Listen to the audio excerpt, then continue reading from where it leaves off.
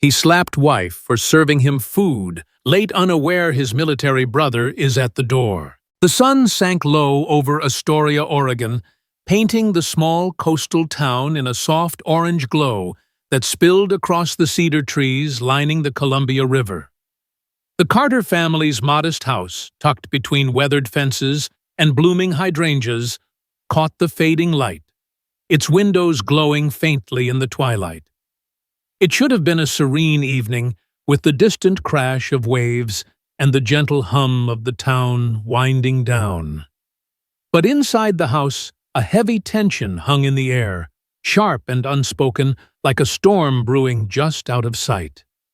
The kitchen clock ticked relentlessly, each second slicing through the silence, joined by the clatter of dishes and the weary sighs of Sarah Carter as she hurried through her tasks. Her hands moved with practiced speed, chopping vegetables, stirring pots, but her eyes were heavy, shadowed with fatigue that seemed to settle deeper with each passing day. Sarah hadn't paused since before dawn, when she'd stood in the dim utility room folding laundry while the rest of the house slept. She'd spent the morning helping her daughter Lily with algebra homework, patiently untangling equations despite the ache in her temples. Then, she'd rushed across the street to check on Mrs. Thompson, an elderly neighbor recovering from a recent fall, bringing her soup and adjusting pillows with a care that came naturally. Dinner was meant to be simple mashed potatoes with gravy and grilled chicken comfort food for a tiring day, but time had slipped away, and now everything was behind schedule. Sarah's mind raced her thoughts, a jumble of worry and guilt. Would James be angry? Could she finish in time? Her fingers trembled as she poured oil into a skillet, the faint sizzle of heating oil barely masking the anxiety knotting her stomach. She glanced at the clock, 6:45 p.m., far too late.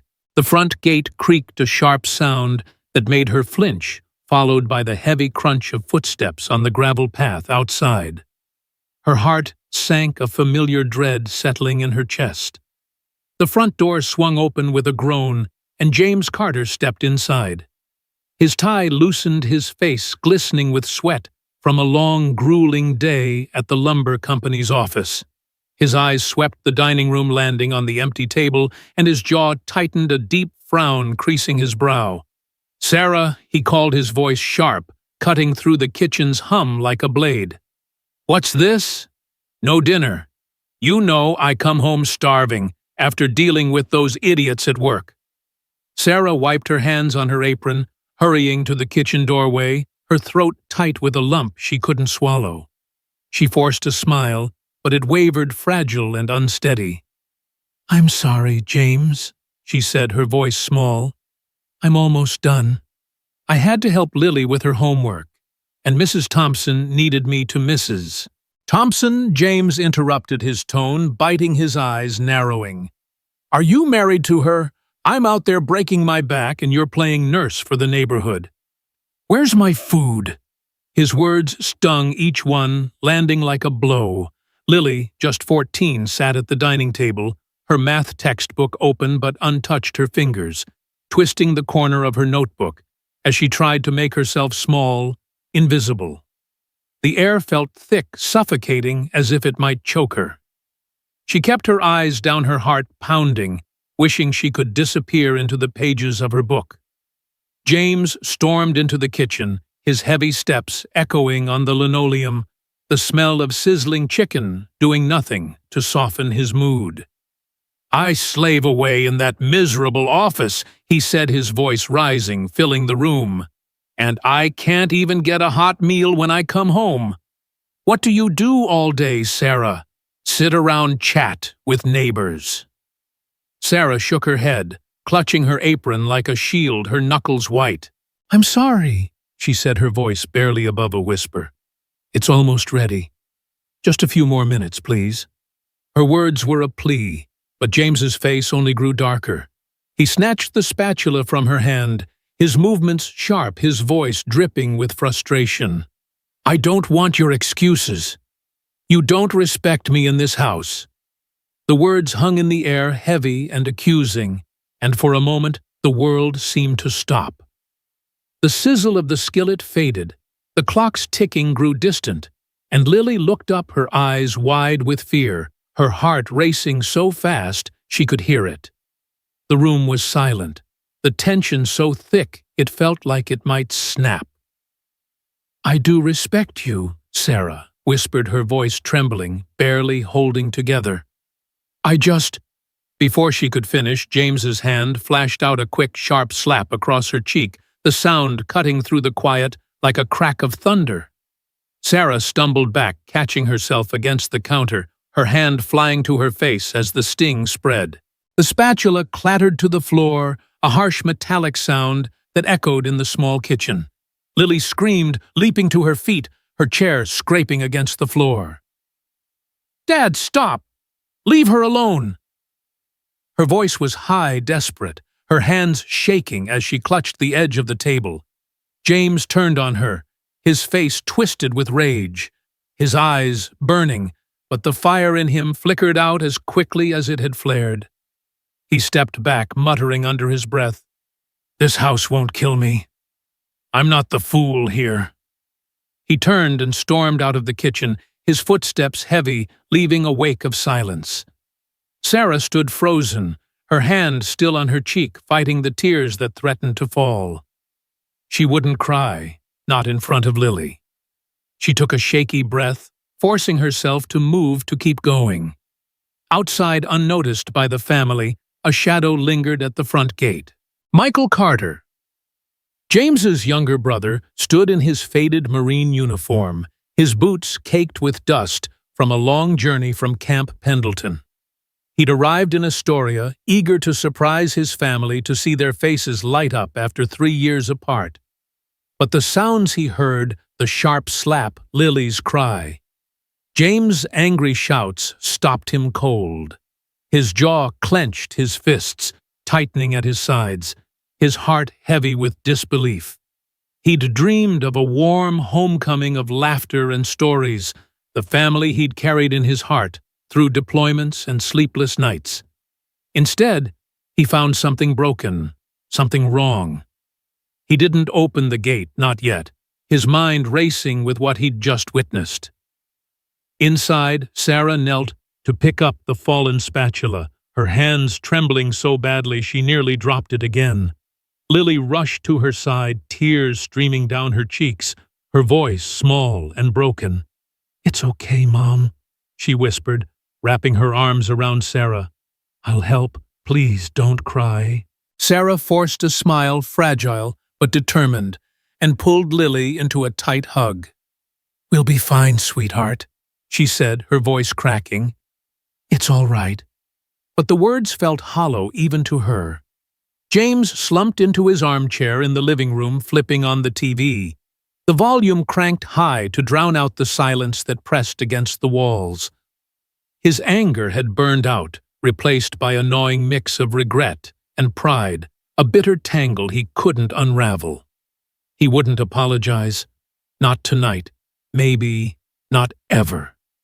His jaw tightened as he stared at the flickering screen, trying to push away the image of Sarah's stunned face. Lily's scream. Sarah finished dinner in silence, her movements mechanical, precise, as if she could hold herself together by keeping busy. She set the table with careful hands, placing plates and forks with a precision that belied the chaos in her heart. She called James softly, her voice barely carrying, almost hoping he wouldn't hear. He came to the table, sitting heavily, Lily across from him, Sarah at his side. The clink of forks against plates, the scrape of knives cutting through chicken, were the only sounds in the room. No one spoke. No one looked up. The meal was tense, each bite heavy with unspoken words. After a few bites, James pushed his plate away, his voice low and gruff. "The food's cold." Sarah nodded, her eyes on her plate, saying nothing. Lily stared at her hands, her fingers twisting together, fighting the tears that brimmed in her eyes. She wanted to speak, to scream, but the words wouldn't come.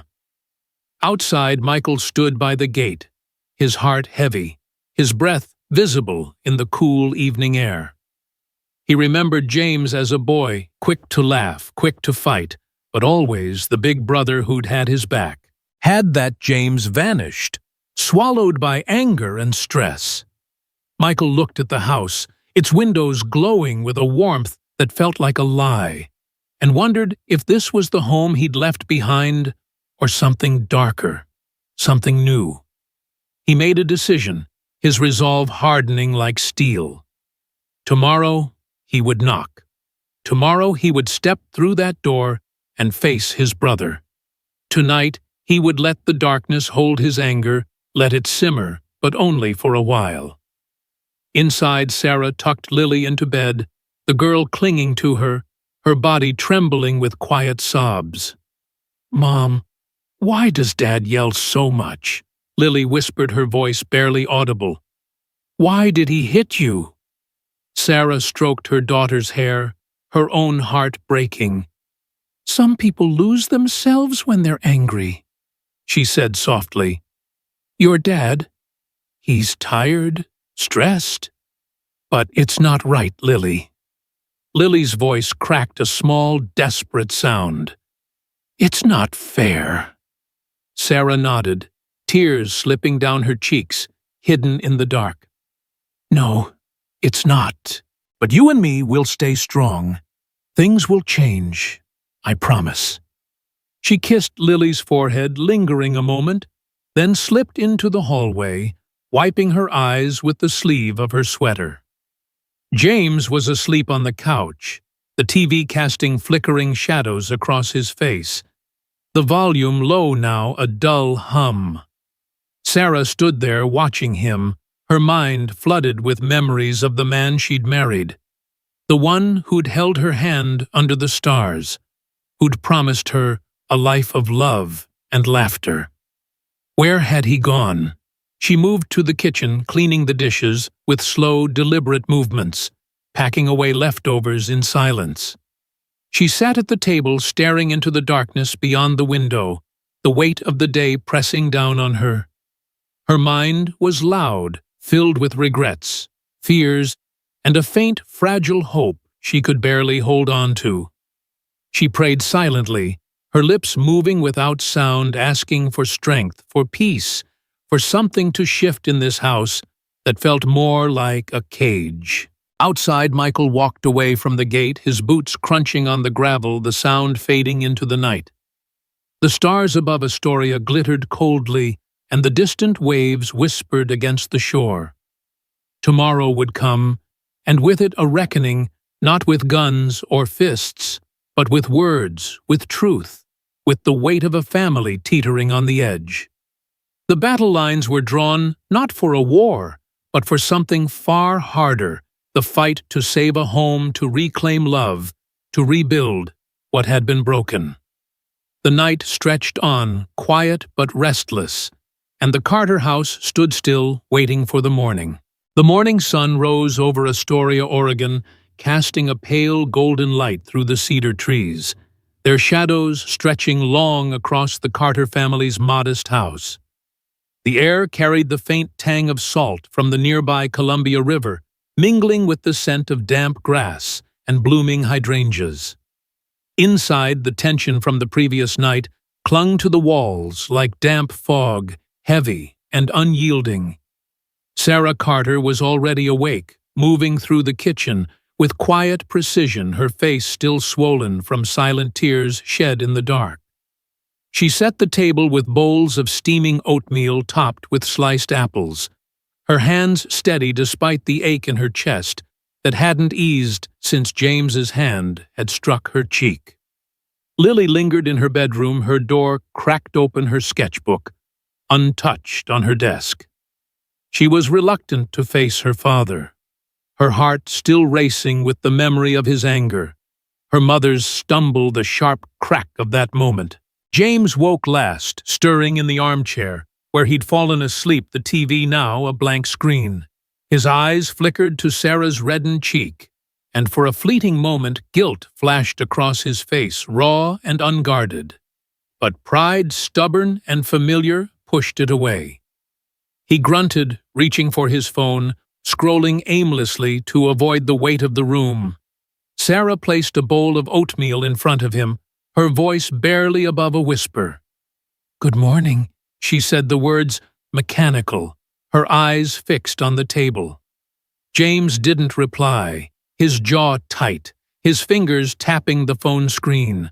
Lily slipped into her seat, her movements small, her eyes glued to her hands, twisting nervously in her lap. The silence was thick, oppressive, broken only by the faint clink of spoons against bowls and the distant cry of a gull outside. A sudden sharp knock at the front door shattered the quiet. James frowned, his brow furrowing. "Who's that this early?" he muttered, glancing at Sarah. She wiped her hands on her dress, her heart thudding with a mix of hope and unease, and hurried to answer. She opened the door and froze her breath, catching. There stood Michael Carter James's younger brother, taller and broader than she remembered his Marine uniform, neat but worn, the fabric faded from years of service. A heavy duffel bag rested at his feet, its edges scuffed from travel. His face was weathered, his eyes sharp but warm, carrying a depth that spoke of long nights and hard choices. Sarah gasped, a smile breaking through her exhaustion, her voice trembling with relief. Lily's eyes widened, and she bolted from her chair, throwing her arms around him. "Uncle Michael," she cried, her voice muffled against his chest.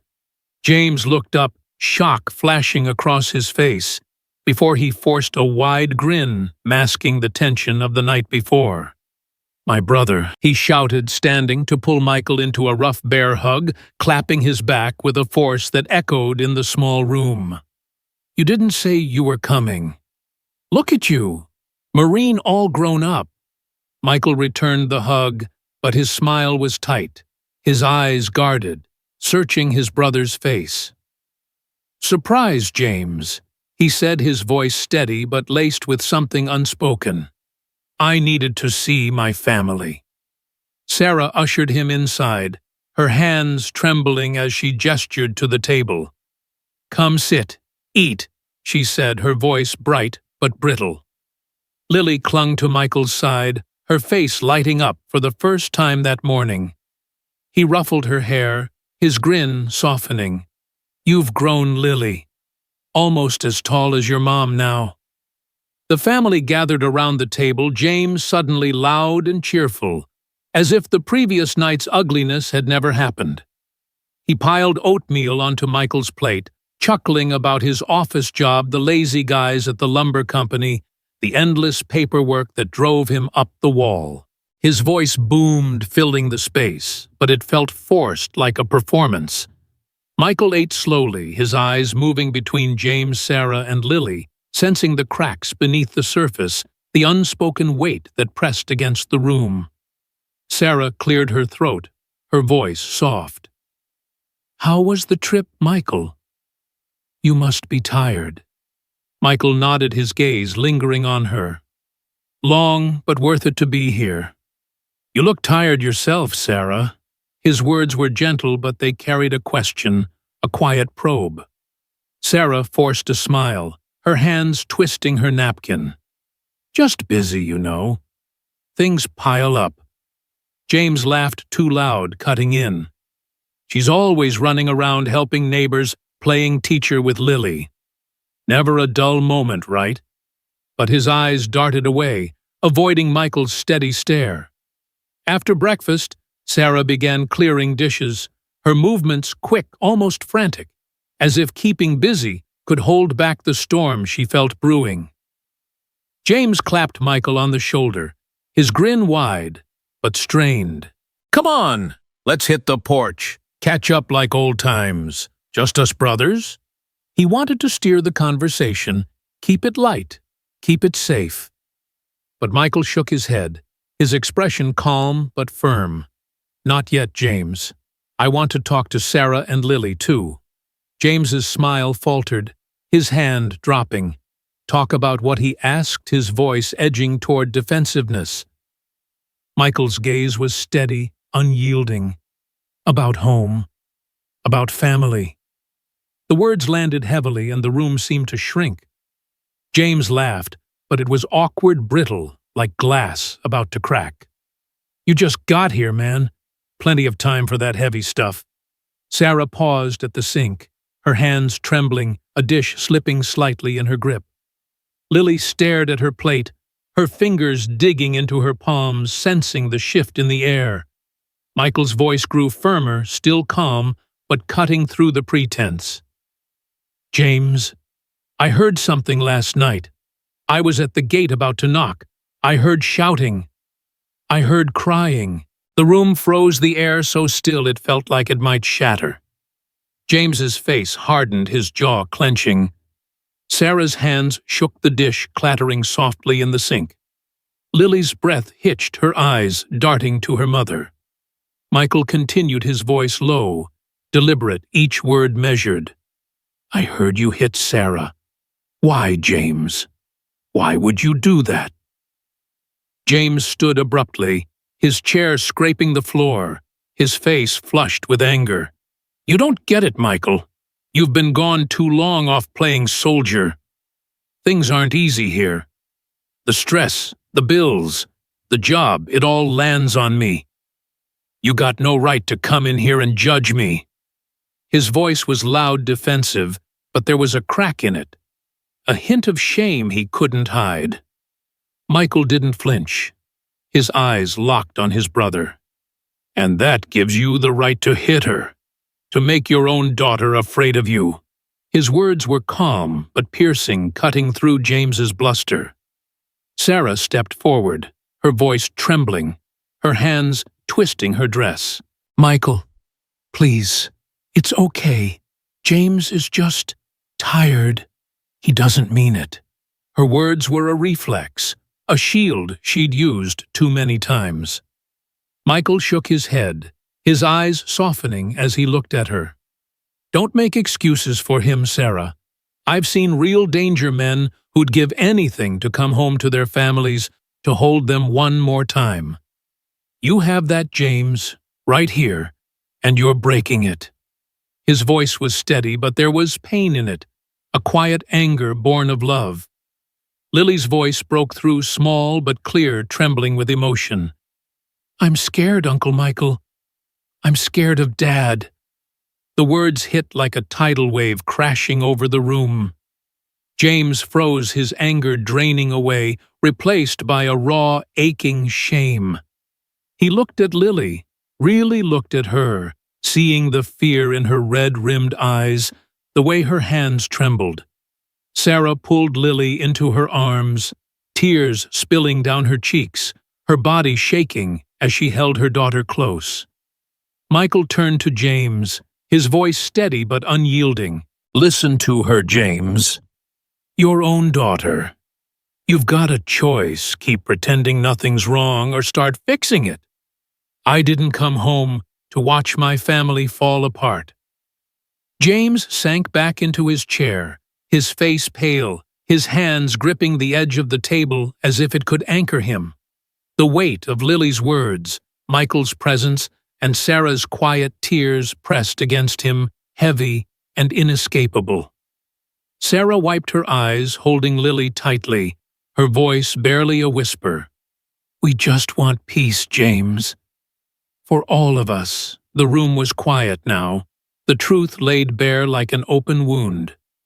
Michael stood, his shoulders squared, his Marine training keeping him steady, but his eyes were heavy with the pain of what he'd seen.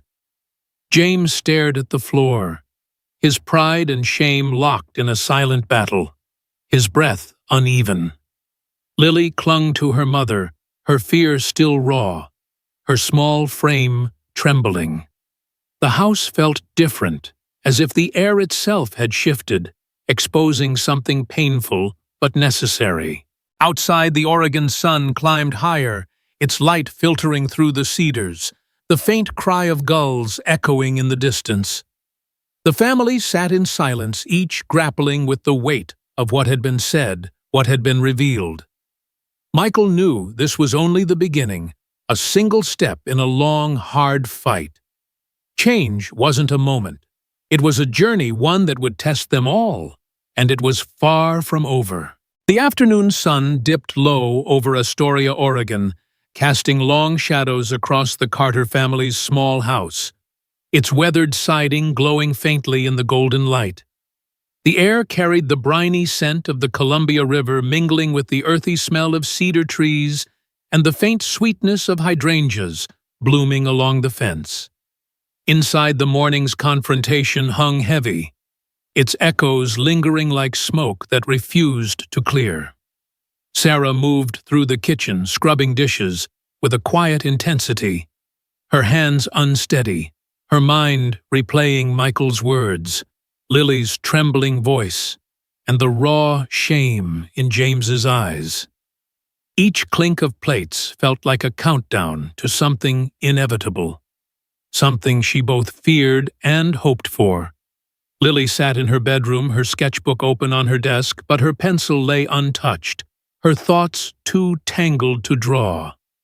She curled up on her bed, hugging her knees, the memory of her father's anger and her mother's stumble burning in her chest.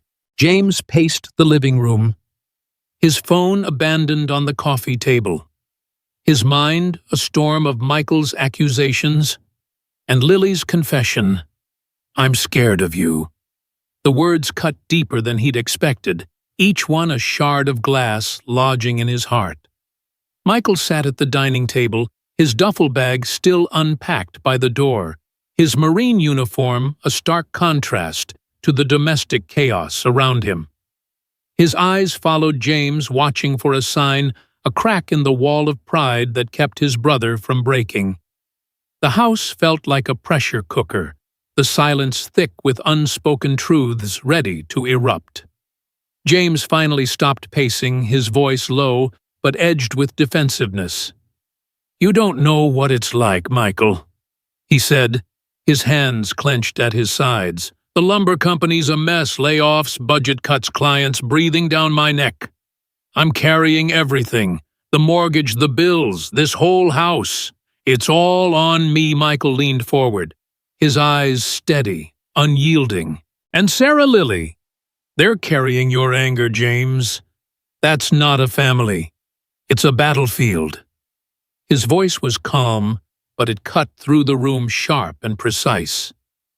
James's face flushed, his pride flaring like a struck match. "So you come back in your fancy uniform and judge me? You've got no idea what I'm dealing with, Michael." "None." His voice rose, filling the space, but there was a tremor in it, a hint of doubt he couldn't hide. Sarah stepped into the room from the kitchen, wiping her hands on her dress, her voice soft but steadier than it had been in months. "No one's against you, James," she said, her eyes meeting his for the first time that day. "But we're scared. Lily doesn't laugh anymore. I can't breathe without worrying I'll set you off." Her words were quiet but sharp, cutting through the haze of James's defensiveness. They weren't an accusation, they were a truth raw and undeniable. James turned to her, hurt flashing in his eyes, his mouth opening to argue. "So it's all my fault I do everything for this family, every single thing." His voice cracked, a mix of anger and desperation. Lily appeared in the doorway, her sketchbook clutched to her chest like a shield, her eyes red and wary. She hesitated, then spoke, her voice small but clear, trembling with emotion. "I used to love coming home, Dad." She whispered, her words barely audible, but heavy with pain. "Now, I pray school doesn't end. I'm scared of you." The confession landed like a tidal wave, crashing over the room, silencing everything. James froze, his mouth open, his hands falling limp at his sides. He looked at Lily, really looked at her, seeing the fear in her eyes, the way her shoulders hunched as if bracing for a blow. The weight of her words sank into him heavy and suffocating. stripping away the excuses he'd clung to. Michael stood, his voice calm but unyielding, his Marine training keeping him steady. "I've seen men die holding pictures of their families." "James," he said, his eyes locked on his brother. "Men who'd give anything for one more day at home, one more chance to hold their kids, their wives. You have that right here, and you're throwing it away." His words were quiet, but piercing, each one landing like a stone. Sarah's eyes filled with tears, her hands trembling as she gripped the back of a chair. "I'm tired, James," she said, her voice breaking but resolute. "Tired of hiding bruises, of making excuses for you. I've packed a bag before, more than once. For Lily, I'd leave." Her words were a quiet thunder shaking the room. James's face went pale, his breath catching. "You wouldn't." He stammered, his voice barely a whisper, his eyes wide with disbelief. Sarah met his gaze, unflinching. "I would. She deserves better than this." Lily's voice cracked, a sob breaking free, her sketchbook slipping to the floor. "I can't take it anymore," she screamed, her voice raw, desperate. Before anyone could react, she bolted out the front door, her sneakers pounding the gravel path, her breaths ragged and uneven. "Lily!" Sarah cried, her voice breaking as she ran after her, her dress catching on the doorframe. James and Michael followed, panic surging through the house like a flood. They spilled into the street, their voices echoing through the quiet Astoria neighborhood, calling her name. "Lily, come back."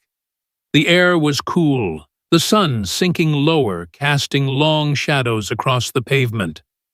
Lily ran toward the main road, her vision blurred with tears, her heart pounding so hard it hurt. Her foot caught on a loose stone, and she stumbled, her arms flailing as she tried to catch herself. She fell hard, her head striking the pavement with a dull thud, and she lay still, her small frame crumpled on the ground. Sarah reached her first, a scream tearing from her throat as she dropped to her knees, cradling Lily's head, her hands shaking as she brushed hair from her daughter's face. "Lily, please, wake up," she whispered, her voice choked with fear. James collapsed beside them, his hands trembling as he touched Lily's arm, his voice hoarse. "Lily, I'm sorry, please," he whispered, tears streaming down his face. Michael knelt, his fingers finding her pulse, his Marine training kicking in despite the fear in his chest. "She's breathing," he said, his voice tight but steady. "She's unconscious. We need a hospital now." James lifted Lily, his arms shaking, his face pale, as he carried her toward a neighbor's car, flagged down in a frantic rush. Sarah sat beside him in the back seat, her hand on Lily's, praying under her breath, her words a jumble of pleas and promises. Michael sat up front, directing the driver to Astoria's community hospital, his voice calm but urgent. The ride was a blur, the town's streets flashing by, cedar-lined roads, small shops, the glint of the river in the distance. At the hospital, time slowed to a crawl, the sterile hallway amplifying their fear. Nurses rushed Lily to a room, and the family waited, the silence between them heavy with guilt and dread. Sarah held James's hand, a fragile gesture after years of distance, her fingers cold against his. Michael paced, his boots clicking on the tile, his mind racing with memories of his brother. The boy who'd taught him to fish, to throw a punch, now a man he barely recognized. The doctor emerged after what felt like hours, his face serious but reassuring. "She'll be fine," he said, adjusting his glasses. "A mild concussion, some bruises. She's lucky. But this kind of stress, it's dangerous for a child. Whatever's happening at home, you need to fix it." His words were gentle but firm, a warning that cut through the haze. James's heart cracked, tears streaming down his face as he nodded, unable to speak. Sarah squeezed his hand, her own tears falling silently. Michael stood nearby, his jaw tight, his eyes heavy with the weight of what he'd seen, what he'd heard. The hospital room was quiet, the beeping of monitors a steady rhythm. Lily stirred, her eyes blinking open, and Sarah hugged her tightly, whispering, "You're safe, sweetheart." James stood by the bed, his voice hoarse, barely audible. "I'm sorry, Lily. I didn't mean—" His words trailed off, choked by guilt, his hands trembling at his sides. Lily looked at him, her eyes wary but softening a flicker of hope beneath the fear. They stayed until evening, the sun sinking below the horizon, casting Astoria in a twilight glow. Back home, Sarah tucked Lily into bed, humming a soft lullaby, her voice trembling but steady. James lingered in the doorway, watching his daughter, feeling like a stranger in his own home. Michael sat outside, staring at the stars above the Columbia River, the weight of his family's pain pressing against him. The hospital had been a wake-up call, a stark reminder of what was at stake. But the road ahead was long, and the fight to rebuild this family, to heal the wounds, was only just beginning.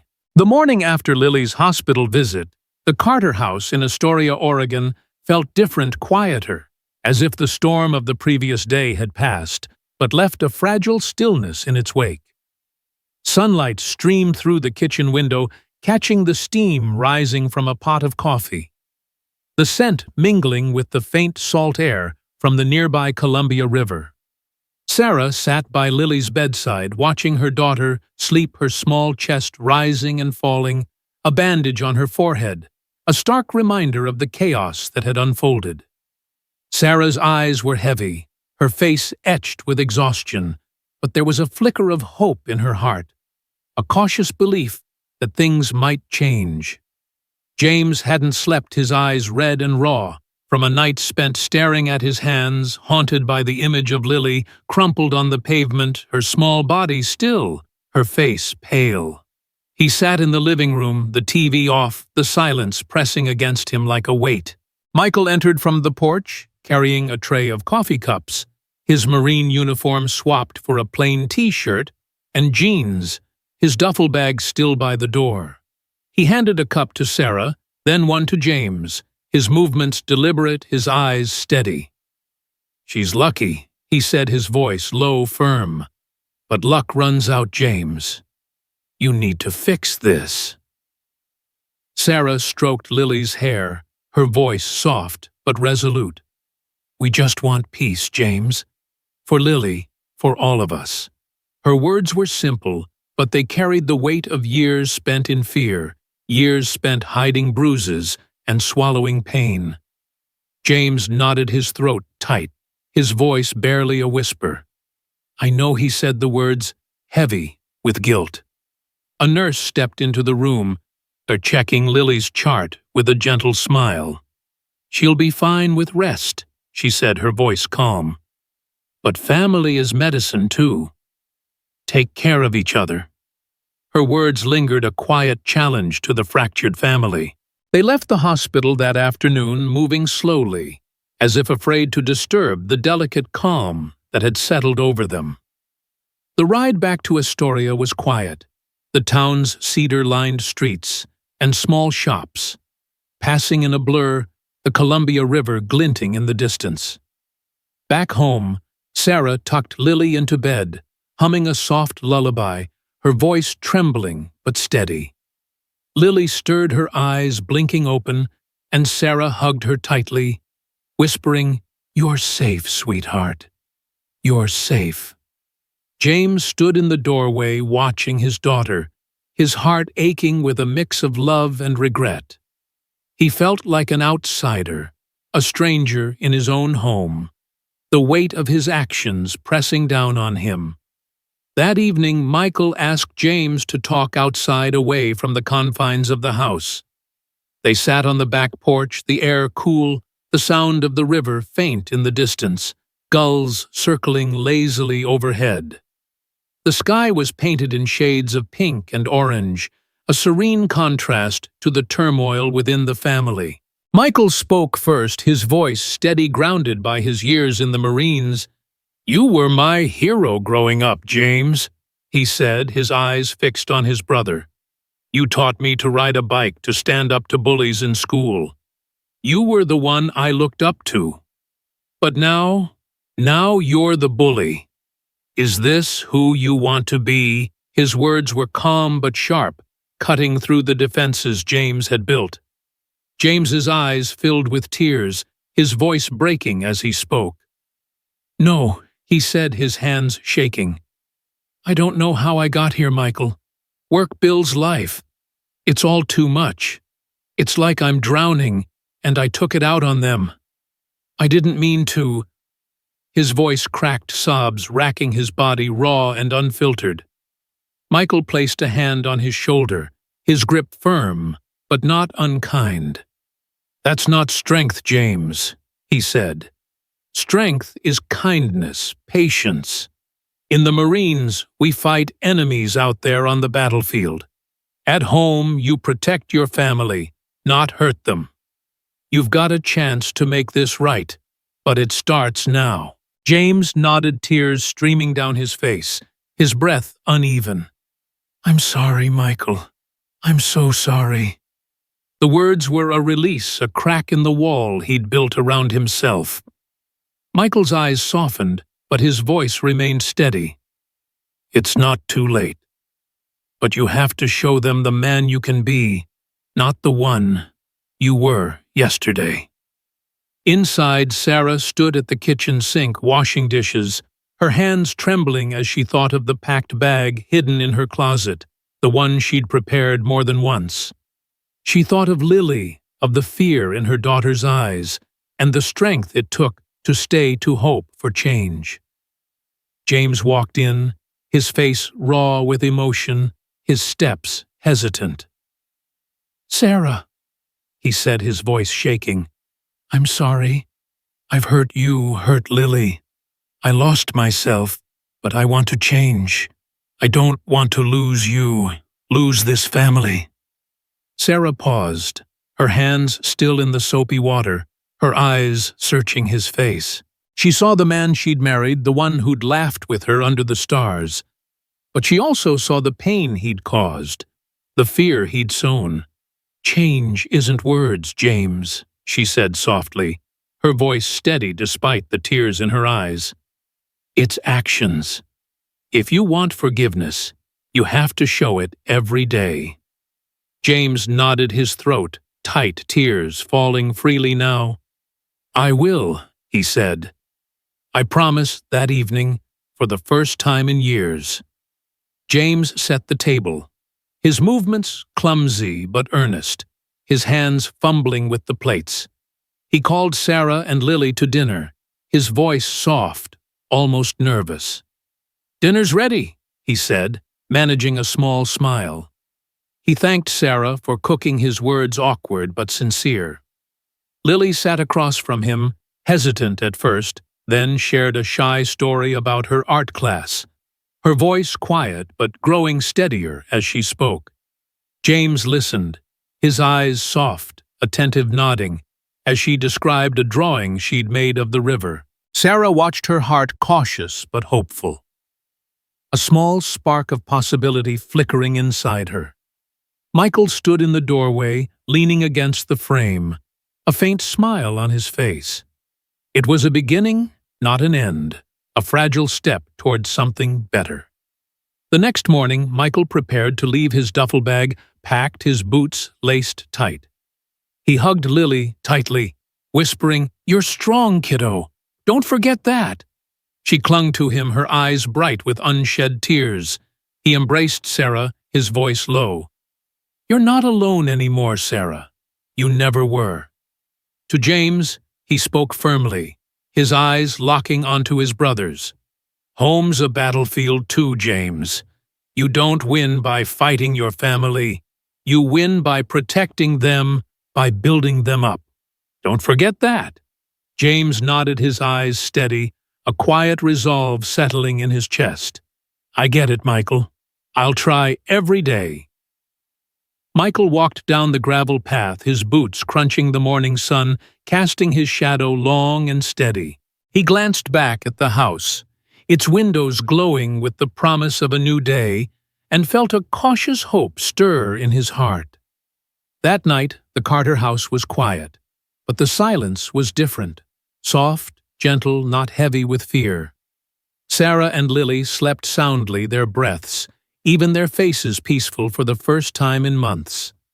James sat in the kitchen, a notebook open in front of him, a pen in his trembling hand. He wrote a list, his handwriting uneven but deliberate. Apologize daily. Help with chores. Listen to Lily. Be patient. Ask Sarah how she's feeling. Don't yell. He looked at the closed bedroom door, the faint light spilling from beneath it, and whispered, "Thank you." The words were for Sarah, for Lily, for Michael, for the chance to try again. It wouldn't be easy, he knew, but it would be different.